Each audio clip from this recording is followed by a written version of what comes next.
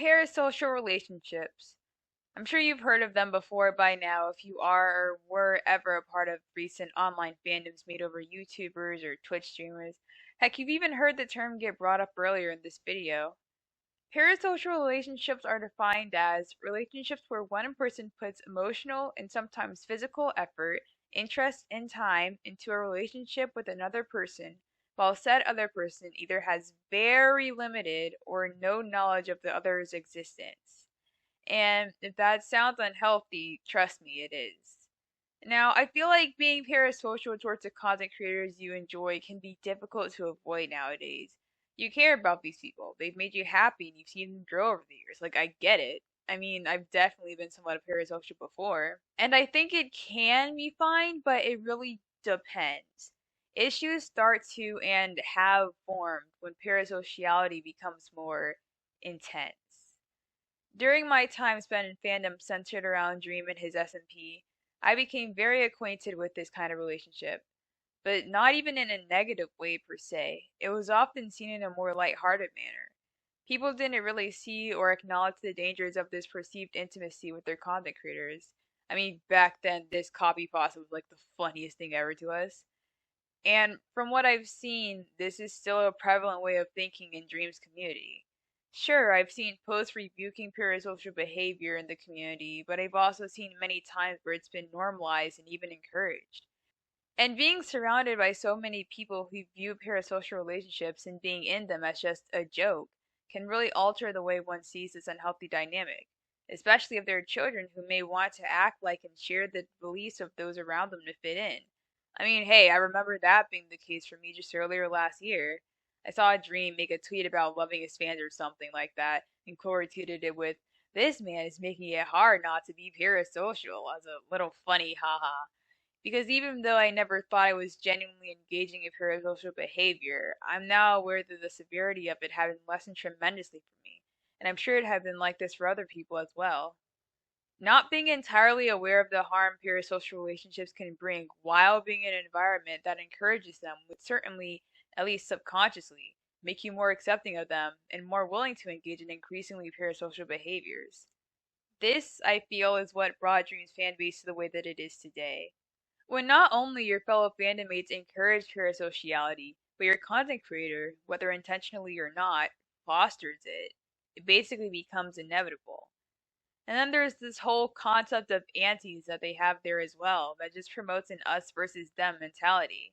I initially thought that antis were just people who hated Dream for no reason, and despised him only because he had a fan base of mainly teenage AFAB people, and everyone on the internet just hates those guys and what we like by default. But as time went on and I found out about the strange or messed up things Dream said and did in the past, and then even witnessed several more of these things take place in the present, I realized, hey, maybe people actually have valid reasons for hating this guy. But that realization doesn't seem to be prominently held by the fan base. They find comfort in Dream, and I believe they see him and his content as some sort of escapism from the issues life has to offer, which is understandable, but also further validated when Dream presents himself and his community as openly inviting and accepting when many other online and especially real life spaces just aren't. And so anyone who speaks out against Stream and his behavior when he does something that hurts them or other people are just deemed as antis who are trying to bring down this supposed safe haven instead of as real people with honest concerns.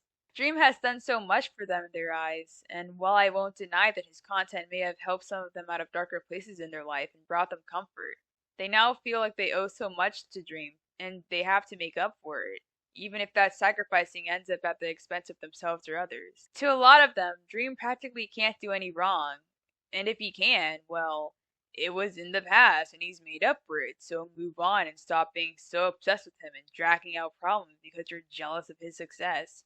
Even though people are valid to still have been hurt by the things he's done and to not forgive any apologies he may have given, especially since a lot of those quote unquote apologies weren't handled well and still left people rightfully upset.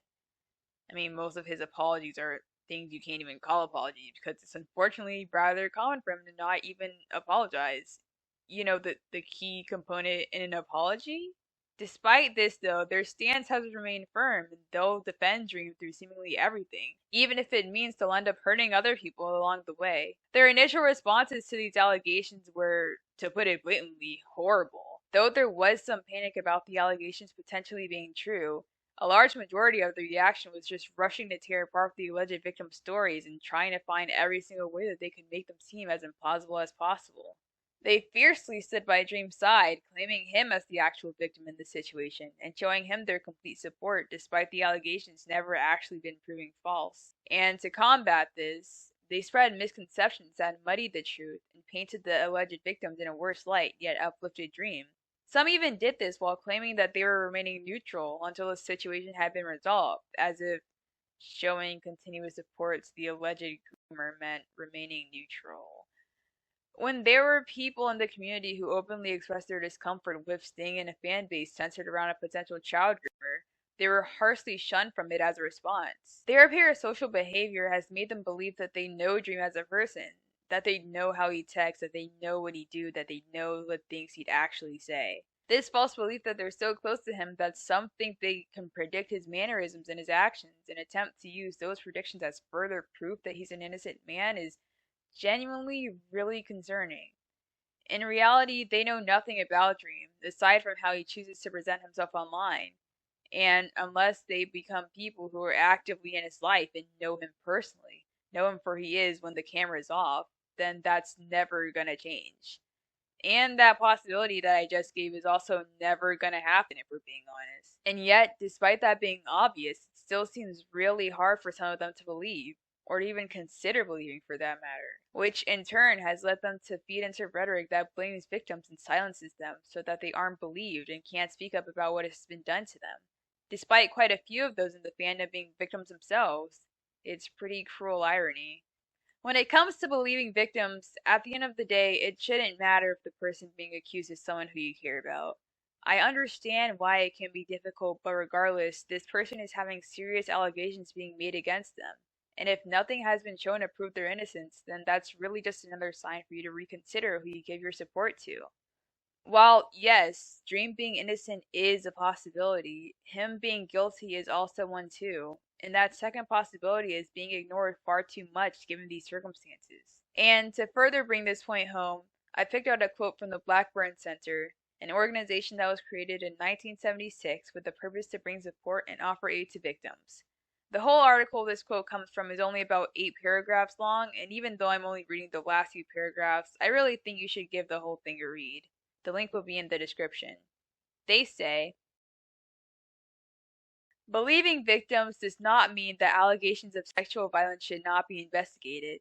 Instead, it asks you to avoid the default response that people who speak up about sexual violence are lying.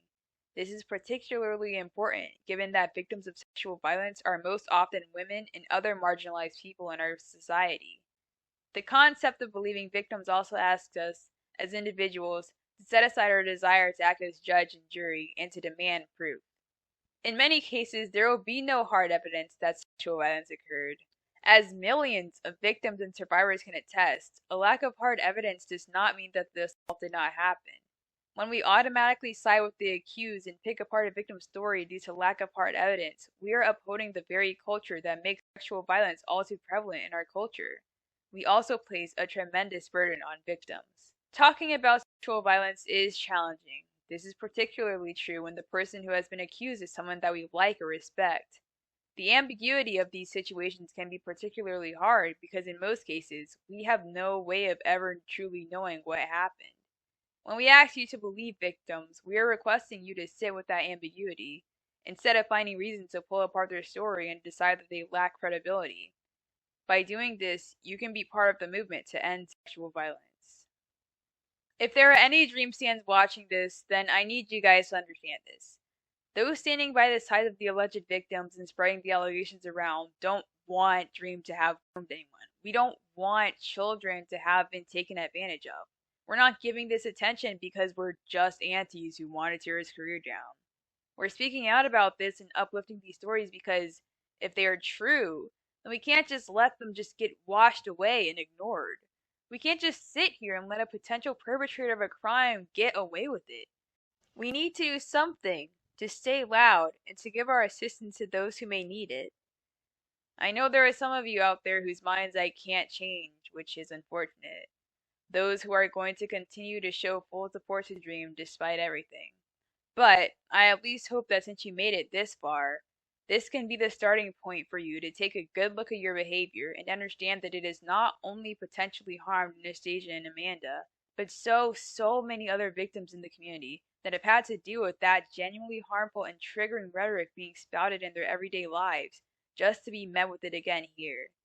Learn that other people are deserving of empathy and make the choice to be better. You definitely have the ability to, but you just don't because you either prefer where you stand, are uncomfortable with actually deciding to change, or both. But knowing just how serious this is and has been, understand that this is a choice that needs to be made for the better. To everyone who has made it to the end of the video, I appreciate you for watching and deciding to educate yourselves on this situation. Thank you and goodbye.